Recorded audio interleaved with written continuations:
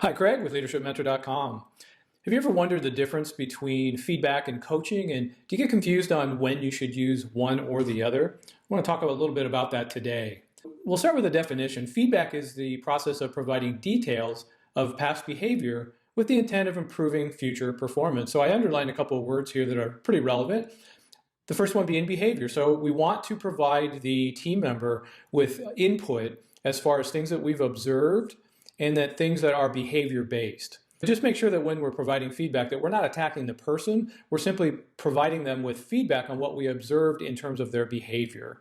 And then in future performance focus, what we want to do is we don't want to stay too long talking about the behavior that we observed. We really want to quickly move, once they have verified that they understand what that behavior issue is, we need to quickly move to start focusing on the future performance. So we want to say, this is what you did, or this is what I observed. And then this is really the way we want to handle this, or do this, or this is what you should have done. Feedback is really ideal when we're trying to correct behavior that has been learned but not frequently practiced. So that's somebody who's relatively new in their role.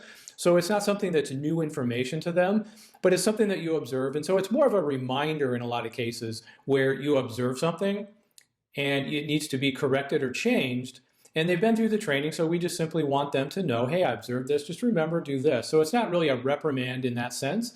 It's just providing them with that reminder. Or it's behavior that needs to be corrected that has not been pointed out in the past. The difference is what we want to do is focus on new behaviors that are incorrect. It's important that you're not providing the same feedback over and over on the same issue. So coaching, on the other hand, coaching is a two-way interaction where the team member is involved in the conversation and the solution.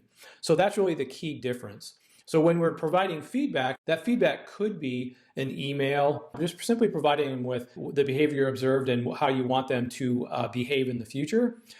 In coaching, it's a two-way conversation where we're going to start asking questions and we're going to get the team member involved, not only in the conversation, but also in the solution. That's really the difference between coaching and feedback. So coaching is really ideal for correcting behavior issues that have been repeated. So maybe you have a team member who you provided feedback to a couple of times, and that behavior hasn't changed. Now it's time to sit down and have a coaching conversation. So we want to correct the behavior. And again, not going to go into all the different steps of coaching, but hopefully you guys have a core understanding of what coaching is. So we want to focus on that behavior. And then since it's been repeated, we want to take the opportunity to get the team member involved to make sure that we can correct that behavior. Or it's adding accountability by involving the team member in the change approach. In coaching, because the team member is involved in the solution, they may have come up with what they feel is a good approach. Maybe there's an attendance issue, and you may ask that team member, you may say, what are a couple of things that you think you could do to improve your attendance? So when the team member actually comes up with a solution, they have the really built-in accountability. It was their idea.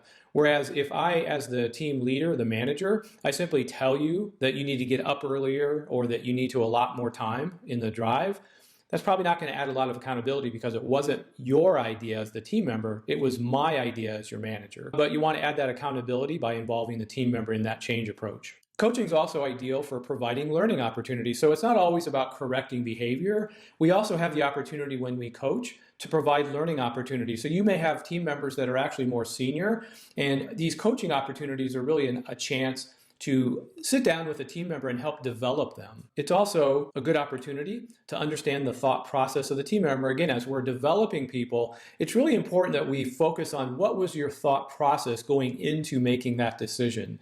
So we don't want to do that in a condescending way, but it is important so that we understand their thought process, because that's really where we want to try to create that change. If we're trying to develop somebody, we can't just tell them what to do.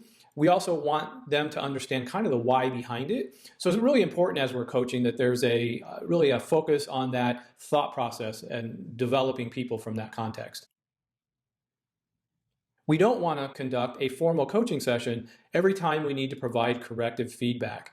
It just would be way too time consuming, and it's really not necessary. So don't get in the habit of having to provide these two-way in-depth coaching conversations for every single situation. I think that's pretty common sense. In the same aspect, we also don't want to provide simple feedback when we have a serious behavior issue or want to focus on developing others. So just simply providing feedback all the time is really not enough to really correct significant behavior issues. And it's also not a really efficient way to develop people longer term. So I hope that helps when we look at what coaching and feedback is and when we would use it. So check out our free learning community at our website at leadershipmentor.com. So if you have any questions, post them down below and I'll do my best to get back to each one of you. Take care. Have a great week.